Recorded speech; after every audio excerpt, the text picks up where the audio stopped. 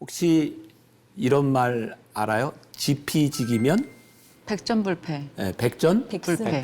백승, 그다음 불퇴. 적을 알고 나를 알면 백전백승. 100번 다 이길 수도 있고 백전불퇴. 내가 패하지 않을 수도 있다 이런 말이죠. 이 책이 거기에 딱 맞는 말일 것 같아요.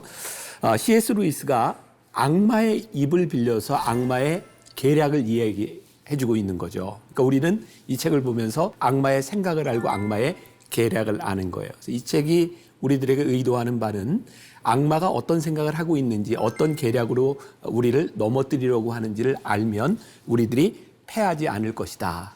그런 의미로 보는 게 좋을 것 같고 악마의 그 전략을 31개의 편지를 통해서 우리들에게 잘 알려주고 있어요. 근데 우리가 C.S. 루이스를 이해하고 그의 책 전부를 이해하는 데 있어서 이런 말이 굉장히 중요하죠. 그러니까 C.S. 루이스를 이야기할 때 변증가라고 이야기를 해요. 사실 이 변증가는 초기 기독교 역사에서 기독교가 막 이렇게 이제 예수님 부활 이후에 교회가 막 이렇게 번져나가면서 로마 사회에서 기독교에 대한 잘 이해하지 못하는 사람들이 기독교에 대한 공격들을 많이 했어요. 그때는 신학자가 다 누구였냐면 아폴로지스트, 변증가들이었어요. 그들이 세상의 공격에 대해서 우리 기독교는 이런 것이다 라고 변호를 했던 거예요. 그러니까 여기 C.S. 루이스가 살던 시대에 계몽주의 이후에 이런 굉장히 인간의 낙관주의, 또 전쟁으로 위한 비관주의 막 이런 것들이 굉장히 혼돈되어 있어서 신앙을 이렇게 자리 잡고 설명해 주는 게 굉장히 필요했던 시대였어요. 이때 무신론자였던 C.S. 루이스가 기독교인이 되고 보니 무신론자에게서 느꼈던 그런 감정들을 가지고 기독교에 대해서 잘 변호할 수 있었던 거죠. 그러니까 이 책도 악마의 입을 빌려서 여러분 가만히 이 책을 보면서 보세요. 어떤 느낌이 들어서 악마가 어쩜 우리를 이렇게 잘 알아? 그리고 악마가 누구를 잘 알아요? 원수를 너무너무 잘 알아. 그게 바로 뭘 이야기하냐면 악마의 입을 빌려서 기독교는 이런 것이다라는 것을 아주 잘 설명해 주고 있는 거죠. 그런 의미로 우리가 이 책을 보는 게 참 좋을 것 같고요. 여기에서 우리가 좀 이해하기 위해서 여기 등장인물들 첫 번째 등장인물 누구? 스크루 테이프. 스카치 테이프? 스크루? 테이프. 우리가 아는 것처럼 여기는 악마인데 삼촌 악마. 그죠? 두 번째 악마가 누가 있죠? 워무드라고 하는 악마가 있고 또 중요 인물 환자가 등장하죠. 여기서 환자라고 하는 것은 우리와 같은 교인 하나님을 이렇게 믿는 사람들 끊임없이 요 둘은 이 환자를 구원받지 못하게 하려고 하는 사람이고 네 번째 중요한 인물은 누굴까요? 예, 원수. 원수는 예수 그리스도 혹은 하나님 이렇게 봐도 좋을 것 같아요. 요 네 명의 등장인물을 통해서 아주 재미있게 또 위트 있게 유머 있게 이 책들을 만들어 가고 있어요. 이 책을 볼 때 중요한 관점이 있어요. 악마가 관심을 갖고 있는 환자의 입장에서 책을 보는 것이 이 책을 가장 잘 이해하는 것이다. 환자의 상태 속에서 악마가 우리들에게 하는 일과 예수 그리스도가 우리들에게 베푸시는 일, 그 관점으로 이 책을 보는 것이 어쩌면 가장 잘 이해하는 것이 아닐까. 여기에서 우리들이 중요하게 살펴보려고 하는 것은 악마의 네 가지 전략이에요. 그래서 첫 번째 어떤 부분을 우리들이 집중해 보려고 하냐면 이 사탄은 우리들의 감정을 흔들어서 우리를 이렇게 낙담하게 하고 타락하게 하고 원수로부터 예수 그리스도로부터 멀어지게 하려고 하죠. 여러분들 신앙생활에 가장 무서운 적이 뭘까요? 난 분명히 구원받고 하나님의 은혜를 아는데 감정이 우리를 확 흔들면 불안과 두려움이 찾아오면 우리의 신앙이 흔적도 없이 사라지는 것 같아요. 그러니까 사탄이 우리들을 공격하는 것은 바로 그런 부분이 아닐까. 우리들의 신앙 여정에 있어서 이 사탄의 전략을 보여줌으로 해서 우리 크리스찬들에게 굉장히 중요한 것이 뭐냐면 하나님을 믿는 우리로서의 이런 그 의지에 대한 부분들 흔들리지 않는 이것이 물론 나의 의지로 되는 것은 아닌데 감정에 휘둘리지 않는 것들이 중요하다는 것을 우리들에게 이제 말해주고 있어요.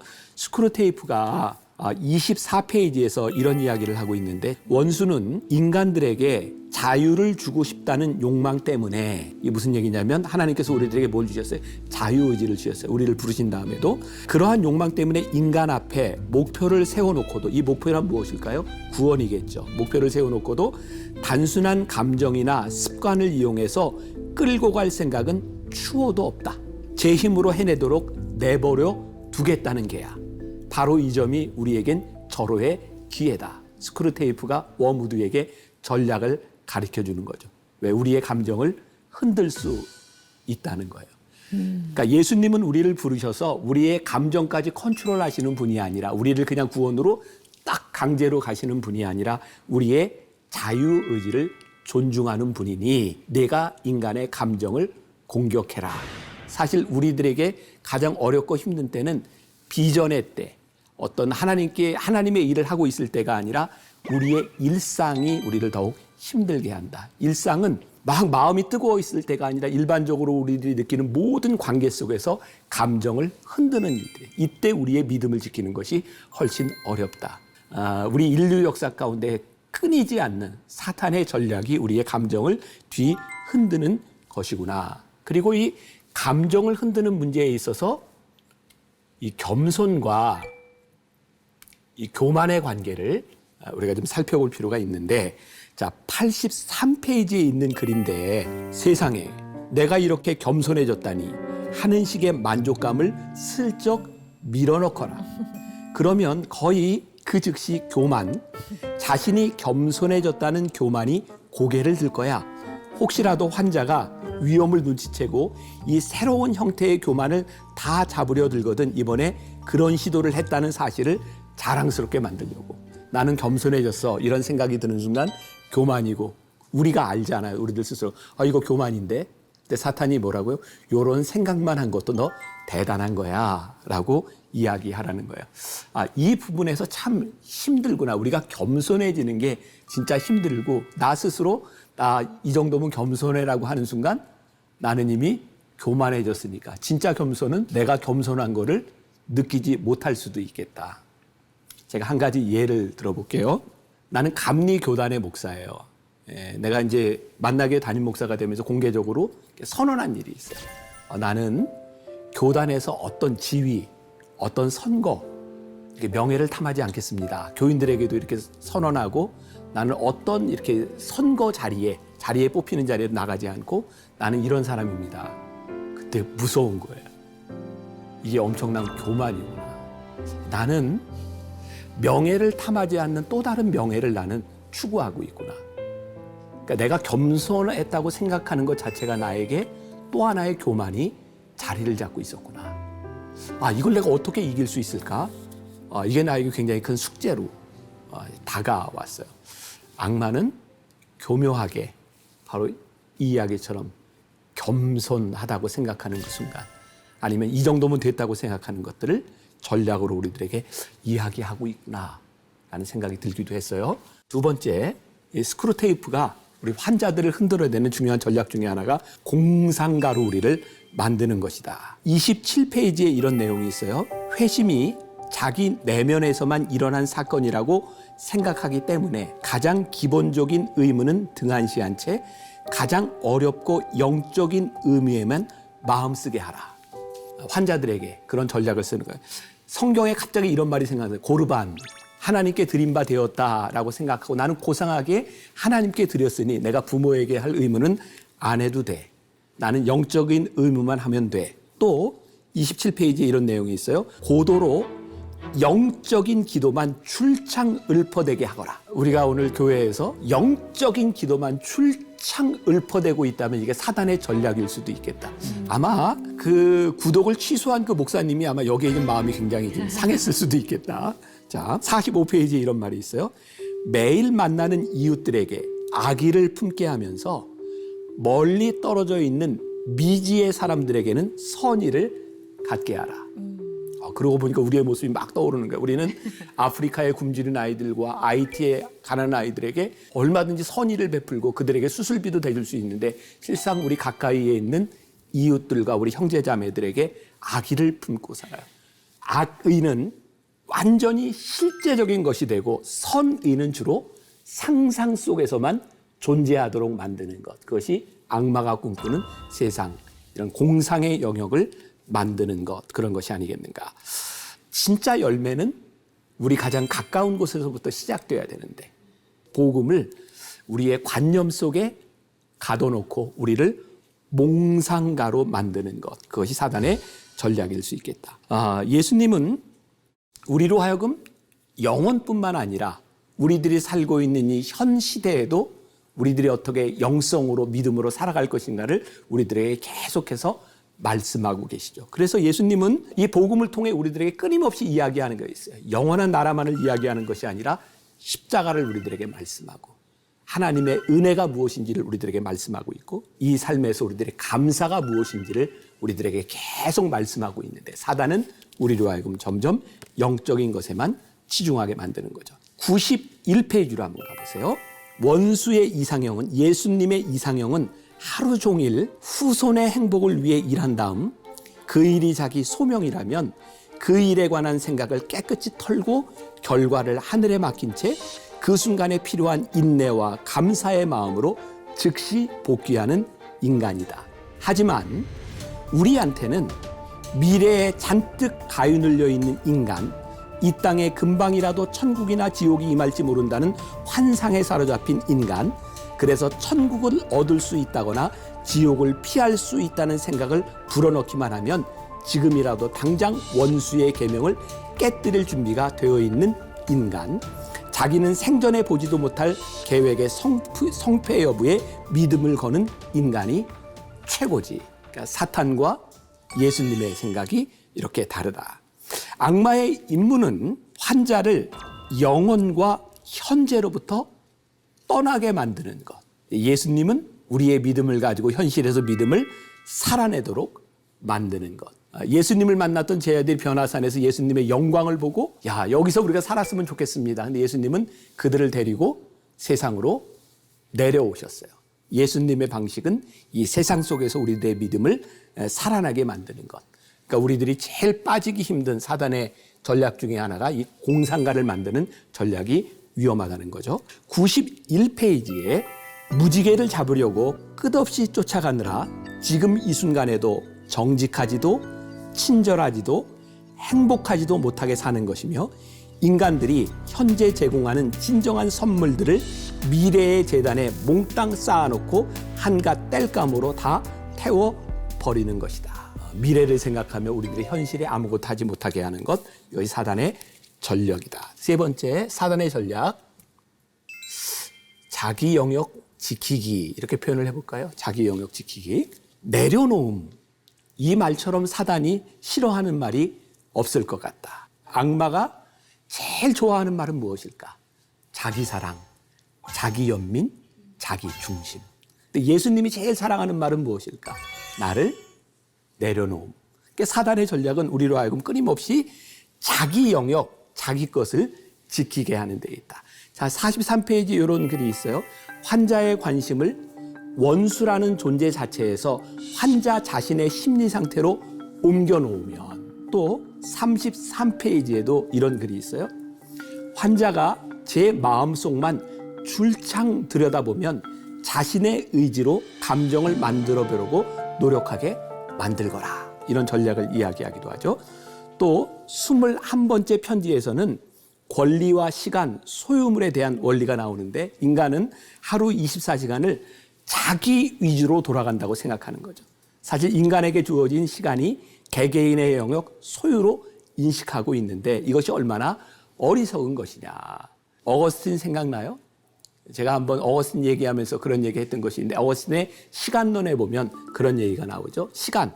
우리들이 소유할 수 있는 게 하나도 없고 이 모든 시간은 하나님의 영원 속에 존재하는 거예요. 자, 우리의 과거가 존재하나요? 사실은 과거는 기억 속에만 있어요. 현재 우리들이 만질 수 있는 게 하나도 없어요. 그죠? 현재는 우리가 현재라고 이야기하는 순간 이미 지나가 버려요. 그 현재는 우리들이 만질 수도 없고 현재 지나가 버렸어요. 미래는 우리의 기대 속에서만 있어요. 과거는 지나가 버린 것이고 현재는 지금 흘러가 버리고 미래는 우리의 기대 속에 있어요. 그러니까 시간은 우리 게 아니에요. 영원하신 하나님 것인데 우리들이 이것을 내 것으로 생각하기 때문에 우리들이 교만하고 내 것이라고 생각하는 자기 영역들이 얼마나 위험한 것인가를 우리들에게 또 이야기해 주고 있죠. 85페이지로 가서 제가 글을 하나 읽어드릴게요. 자, 원수는 새로운 종류의 자기 사랑, 자기 자신을 비롯하여 모든 자아를 향한 사랑과 감사를 회복시키기 위해 장기 정책을 쓰고 있다. 이게 무서운 거지. 이웃을 정말 제 몸처럼 사랑하기를 배운 인간은 저 자신 또한 이웃처럼 사랑할 수 있게 된다. 이건 최고로 불쾌하고 납득할 수 없는 원수의 특징 때문인데 우리가 절대로 잊으면 안 될 특징이란 바로 그 작자가 자신이 창조해낸 저 털없는 두발 짐승들을 진짜로 사랑한다는 것. 그래서 왼손으로 가져간 것이 있으면 항상 오른손으로 돌려준다는 것이다. 원수는 나의 가치라는 주제에 마음을 두지 않게 하려고 총력을 기울일 게다. 그래서 자기 영역을 지키도록 만드는 것이 사단의 전략이다. 마지막 네 번째, 극단에 몰아넣기. 자, 환자가 지금 처한 상황이 2차 세계대전이에요. 그리고 2차 세계대전 가운데서 이 악마는 인간을 이렇게 유혹하는 전략들을 많이 쓰죠. 극단적인 폭력을 보면서 극단적인 평화주의자가 되고 또 폭격당하는 조국을 바라보면서 극단적인 애국주의자가 되고 내 옆에서 사람이 죽는 것을 바라보면서 극단적인 무신론자가 되고 극단적인 회의주의자가 되고 우리들에게 다 감정이 있는데 사단이 쓰는 전략 중에 하나가 우리를 극단적으로 몰아넣고 있다는 거예요. 가만히 생각해 보세요. 우리 지금 살고 있는 이 시대가 얼마나 악마에게 놀아나고 있는가. 우리 코로나 이후에 이 사회에 가장 무서운 게 뭐예요? 극단으로 우리를 몰아넣고 있는 거예요. 근데 우리 크리스찬들 가운데서도 이 극단적인 모습들이 얼마나 많이 보여요. 그리고 극단적인 사람들이 요구하는 게 뭐예요? 너 어디야? 너 어느 편이야? 너 이쪽이야? 저쪽이야? 제가 참 많이 들었던 이야기가 목사님은 왜 회색이세요? 이런 얘기를 들어요. 제가 한번 설교하다 이런 얘기를 했어요. 회색도 색인데요. 근데 우리는 왜 회색을 색이라고 생각하지 않을까? 그래서 나와 같지 않은 사람은 적이 돼버리고 나와 같은 사람만 나의 편이 되는 이거 얼마나 무서운 사단의 전략인지 모르요. 스캇 솔지라고 하는 사람이 쓴 선 밖에 선 예수라는 책이 있어요. 예수님께서 공생애를 사시는 동안 제일 많이 사람들에게 요구를 당했던 건 바리새인들과 서기관들에게 뭐예요? 예수님 뭐예요? 예수님의 스탠스가 예수님의 의견은 뭐예요? 근데 예수님은 굉장히 일관성 없는 생각을 가지셨어요. 그죠? 진짜 예수님 일관성 없으셨어요. 불쌍한 사람에게는 정말 용서가 필요한 사람은 용서. 큰 죄를 지은 사람도 용서해 줬는데 그렇게 별로 큰 죄 짓지 않은 바리새인들과 부자들을 향해서는 무섭게 죄를 질책하기도 하세요. 그러니까 예수님은 어떤 일관성 있는 극단을 만드신 분이 아니라 그 사람에게 어떤 하나님의 마음과 어떤 하나님의 사랑이 필요한 것을 보기를 원하셨는데 그것이 원수의 마음, 하나님의 마음인데 악마는 우리들에게 끊임없이 극단을 요구하고 있는 거죠. 스크루테이프가 이렇게 말해요. 48페이지에 환자를 극단적인 애국지사로 만드는 편이 좋을지 극단적인 평화주의자로 만드는 편이 좋을지 생각해보봐. 원수에 대한 극단적 헌신만 빼놓는다면 극단적인 경향은 무조건 부추길만 하지. 인간은 늘 살아가는 환경에 영향을 받아요. 그래서 악마는 늘 이 환경 속에서 우리들이 가져야 되는 가치관, 우리들이 가장 매력적인 생각하는 것, 우리들이 극단적으로 생각하는 것에 우리를 자꾸 몰아넣으려고 하죠. 사람들이 자꾸 선을 만들고 극단적으로 살려고 하는 이유 가운데 하나는 그래야 우리가 편리하기 때문이에요. 우리 기독교인들도 자꾸 편안하게 편리하게만 신앙생활을 하려고 하면 악마의 계교에 빠져들 염려가 참 많이 있어요. 저는 요즘 교인들의 그런 설교 많이 해요. 우리가 예수님 믿는 것은 진짜 쉬운 일 아니에요. 진짜 십자가를 져야 된다고 하는 게 뭐냐면 이건 내가 지지 않으면 내가 감당하지 않으면 안 된 일들인데 자꾸 극단에 서려고 하는 이유는 내 십자가를 자꾸 내려놓고 싶은 이유가 참 많이 있겠다. 내가 편안하려고 하는 생각들. 예수 그리스도 원수가 우리들에게 원하는 것과 그리고 악마가 원하는 것 이거 참 차이가 있는데 이 책에서 그런 이야기를 하죠. 예수 그리스도를 늘 곁에 두고 사랑하기를 힘쓰면 우리가 이길 수 있는 원리를 이 책에서 이야기해주고 있는데 41페이지에 그런 표현이 나와요. 인간이 원수의 본부에 구원을 요청하기만 하면 그의 요새는 언제나 보호받게 되어 있다. 이 스크루테이프가 그 원수의 전략까지 사실은 다 노출을 시켜주고 있어요. 자, 그리고 54페이지에 보면 또 이런 말이 있어요.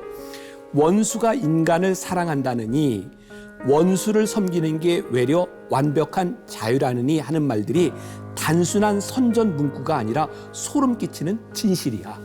이것도 악마가 알려주는 거예요. 또 55페이지에 보면 참 멋진 말이 있죠.